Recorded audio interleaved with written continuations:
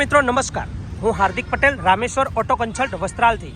તો મિત્રો આજે હું આવી ગયો છું તમારા માટે હુન્ડાઈની ક્રેટા લઈને, એકદમ ફર્સ્ટ ક્લાસ અને ન્યૂ જેવી કન્ડિશનમાં, non accidental company fitting engine સાથે ગેરંટેડ કિલોમીટરમાં હુન્ડાઈ ક્રેટા।